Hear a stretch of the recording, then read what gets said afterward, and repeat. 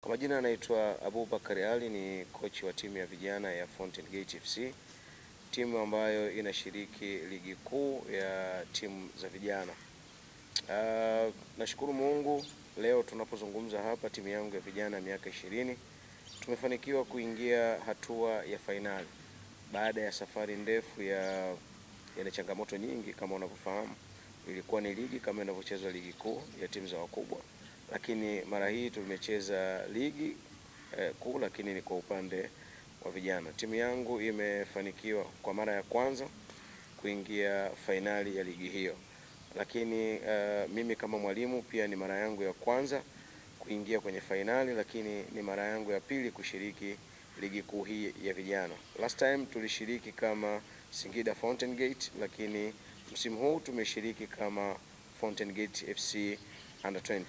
Mashindano ni mazuri, tumepata experience kubwa na tumepata challenges nyingi kama technical staff na vitu vingi vya kujifunza kwa ajili ya next season kama hali itaendelea kuwa hivyo. So hayo machache ndio ambayo nime experience kutokea hapo. Utofauti upo mkubwa.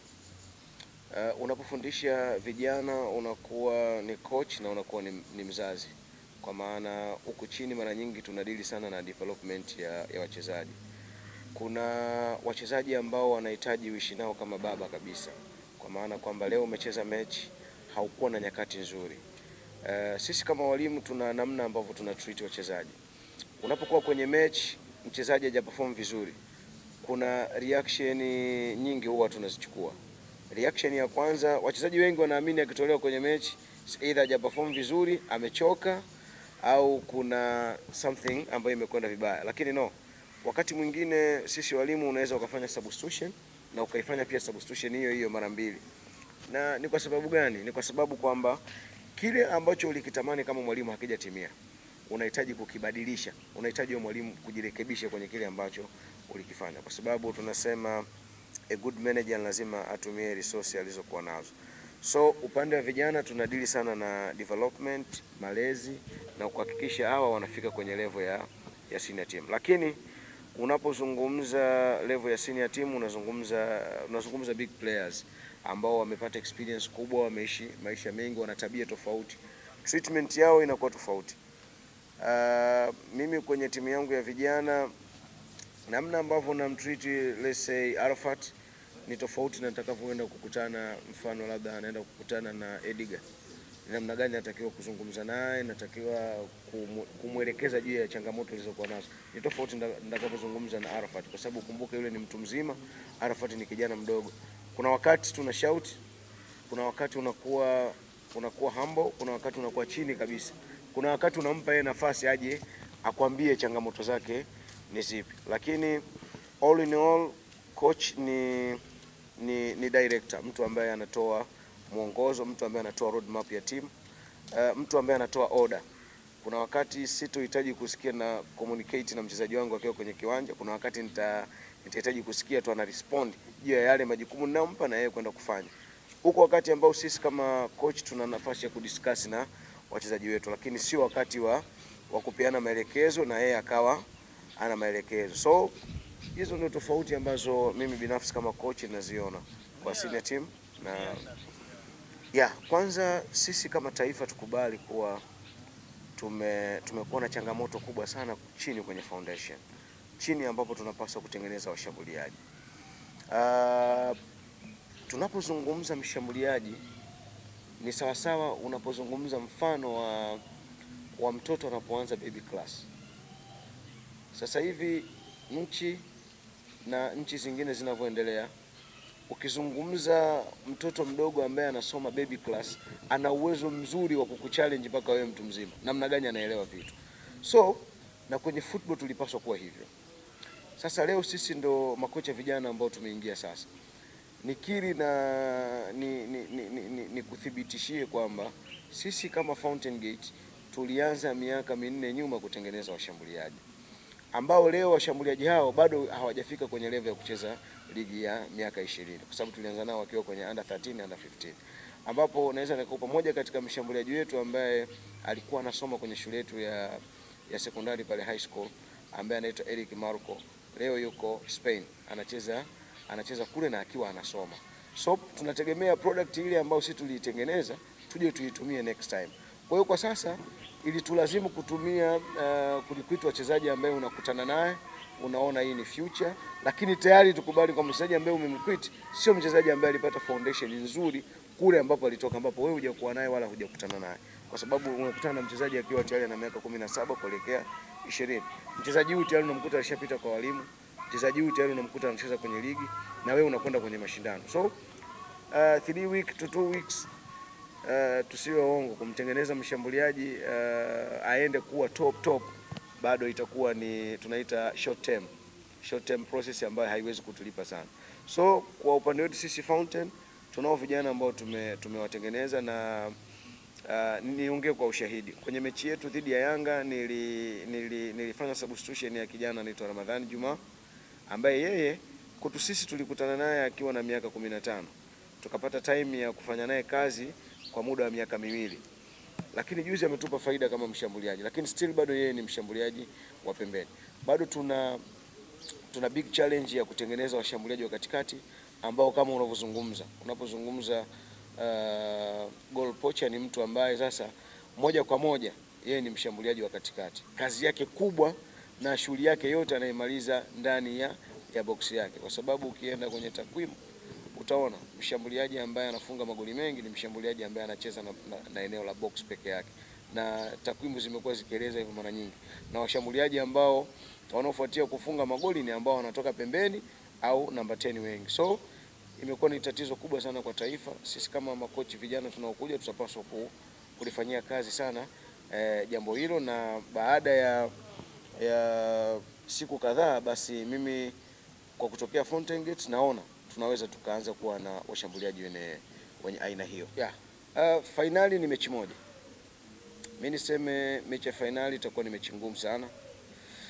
Azam FC ni timu bora sana, wana timu bora sana ya vijana, wana technical bench nzuri sana. Lakini sisi kwa upande wetu kama Fountain tunajua na tumewaona Azam wakicheza. So plani yetu ni kuhakikisha tunaangalia weakness walizokuwa nazo na kufanyia kazi strength waliokuwa nayo, kwa sababu kila timu inazo weakness zake na strength yake. Sisi kama technical staff tuna kila sababu ya kujua ni namna gani, kwa sababu tuna siku moja tu kuelekea kwenye hiyo mechi. So utaona kuna ugumu kiasi gani wa kuplan. That's why tunakuwa tunashinda muda mwingi kwenye table, tunashinda muda mwingi kuangalia naenda kuchezaje mechi ya finali. Lakini siwezi nikasema kila kitu kwenye interview kwamba nitaenda kufanya 1 2 3, nitakuwa nimeshajiweka wazi kwa ajili ya kwenda kufanya kile ambacho nimeplan. Lakini ni kuahidi tu na niwaahidi mashabiki wetu, wadau wa Fountain Gate FC wasubiri kuona mechi nzuri ambayo itakuwa na big challenge, na ni namna gani ambavyo tunaweza work na hiyo strength ya Azam kuhakikisha sisi tunakwenda kuwa mabingwa. Kwanza mpaka tunakwenda hatua hii ya finali, tuna wachezaji takriban 7 ambao wanapata nafasi ya kufanya mazoezi na senior teams, na wengine wamecheza baadhi ya mechi za FA. Kuelekea mechi yetu ya finali ni wazi tunacheza, lakini tuna malengo. Ukiondoa kuwa malengo yetu ya kwanza kuwa mabingwa wa kikombe hicho, lakini tunafikiria performance wise ya wachezaji isaidie kwenye timu yetu ya wakubwa. Kila mtu anafahamu kwamba timu yetu ya wakubwa iko katika nafasi nzuri sana, lakini tunapambana kuona namna gani tutabaki ili vijana hao ambao wanacheza kwenye timu ya miaka 20 kesho na kesho kutwa wapate platform kwenye timu ya ligi kuu, na wao baadaye ndio waje kuwa wachezaji wa timu hiyo kwa ajili ya kuhakikisha tunatimiza malengo yetu. Siwezi nikawataja kwa majina, lakini mimi nitakupa details ni mchezaji gani anastahili kutoka level moja kwenda level nyingine. Cha kwanza kabisa tunapoizungumzia ligi kuu, ligi kuu yetu imeimprove kwa kiasi kikubwa. So utaona quality nyingi zinatoka nje zinakuja kucheza ndani, kwa sababu tunahitaji hiyo quality of the player. So wachezaji wetu wa ndani wana talent kubwa sana, lakini big challenge ambayo wanaipata kutoka kwa coaches wengi ni imani. jambo la kwanza kabisa ambalo sisi walimu tumekuwa na changamoto ni imani, lakini kama tutaamini kupitia hawa wachezaji ambao tunawaona leo, basi kesho watatupa majibu makubwa sana, kwa sababu hata hawa tunaona wakina Stefan Aziz Ki hawakuanza kuwa wakubwa kama hawakuaminiwa. Sisi tunahitaji experience player, lakini experience haiwezi kutokea kama mchezaji hajapewa nafasi ya kucheza ili apate hiyo experience. Kwanza mimi nafikiri sisi huku chini ambaye tunafundisha kutoka kwenye level ya chini kabisa, ukiachana na level ambayo sisi tunaifundisha, hii ni level tunayosema ni competition level. Lakini level ya chini kabisa kwenye development huko, kuanzia kwenye under 13, 15, under 7, 8, kule nafikiri tuna kila sababu ya mentally kuwafundisha watoto football intelligence.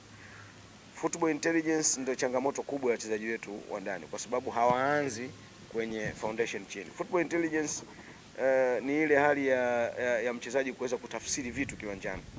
Nini anatakiwa kufanya kwa wakati gani na kitakuwa kina faida gani? Nimefanya kosa wapi na linaweza likaleta impact gani? That's why leo nikupe mfano, unaweza kuwa unaifuatilia ligi kuu vizuri. Magoli mengi yanafungwa kwenye ligi kuu.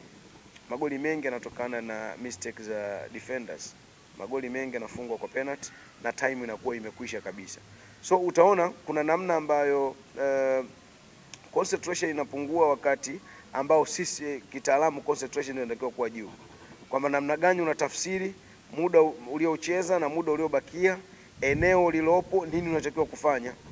Hivyo vitu ndio ambavyo vinatusumbua. So ukiangalia mashindano ya vijana mpaka tunafika hatua ya semi final, jana ndio zimepatikana penalty 2 katika mchezo, lakini huko before ni mechi nyingi zimechezwa au kupata hiyo challenge ya watu kufanya makosa zaidi kwenye maeneo yao ya hatari. So hii inaanza kukupa tafsiri kwamba the future is real. Tuna kazi sisi ya kuamini kwamba future tuliokuwa nayo iko better. Niseme tu na nijiambie na mimi mwenyewe pia, tuna kila sababu ya kuamini vijana, kwa sababu football ilipofika inawahitaji sana vijana. Football inahitaji speed, football inahitaji endurance, football inahitaji mental fitness. Nafikiri hayo ndio mambo makubwa ambayo ukitazama hivyo vitu ukaviingiza kwa wachezaji waliokuwa kwenye mashindano yale, katika kila timu una uwezo wa kutengeneza timu moja ambayo ina uwezo wa kucheza ligi kuu kupitia timu za vijana. So nafikiri kwenye upande huo tukikaa humo inaweza kutusaidia kama taifa. Niongee na generation ambayo inakuja. Karibuni sana kwenye ulimwengu wa modern football. Ulimwengu ambao utawahitaji muwe smart sana kwenye discipline, muwe smart sana kwenye hard working, muwe smart sana kwenye mental toughness, kwa sababu wakati ambao napozungumza kwenye mental toughness, wakati ambao unahitaji kucheza ndo wakati ambao ulikosa kabisa chakula jana, lakini still bado utahitaji kwenda mazoezini. Wakati ambao umekata tamaa ndo wakati ambao ni level yako ya mwisho kabisa kwenda kwenye mafanikio. So wanahitajika vijana ambao watakuwa tayari kupambana kwenye mazingira hayo yote. Discipline iwe kubwa, mental fitness yao iwe kubwa, kwa maana wajue kuna big challenge sana kwenye football, na challenge kubwa ni wengi wanakuja wakitamani kucheza ligi kuu au kucheza timu ambayo inaweza ikampa hela, lakini process hiyo sio short term, ni long term process. Ni process ambayo itamhitaji yeye apambane zaidi na atoe time yake yote kwenye football. Hapo ndo ambapo mafanikio yake yatakuwepo. Lakini tukumbuke pia tunaishi kwenye mitaa ambayo ina changamoto nyingi. Sasa tuangalie group ambazo unakutana nazo mtaani. Hatukatazi kuwa na washikaji ambao tayari wameingia kwenye changamoto, ila kupitia football ambayo wewe unaicheza unapaswa kwenda kubadilisha mtaa, unapaswa kwenda kubadilisha maisha ya washikaji zako ambao wamewaacha mtaani. So unawabadilisha vipi? Wafanye wao kuwa ni watu ambao watakusupport wewe, watatenga muda wao mwingi kuja kukufuatilia, kuja kukuangalia, na at the end of the day tunaweza tukakamilisha ndoto zetu pamoja. Lakini haya yote tunayozungumza hayawezi kufanikiwa kama tutakuwa ni wachezaji ambao hatuko karibu na Mungu, kwa sababu all in all sisi tutaishi na at the end of the day tutakufa. Nini tutakwenda kusema? Is not about football. Kule tutakwenda kusema yale mema ambayo tuliyatenda katika uso huu wa dunia. So dunia haitomhitaji mchezaji ambaye atakuja kuwanyanyasa watu.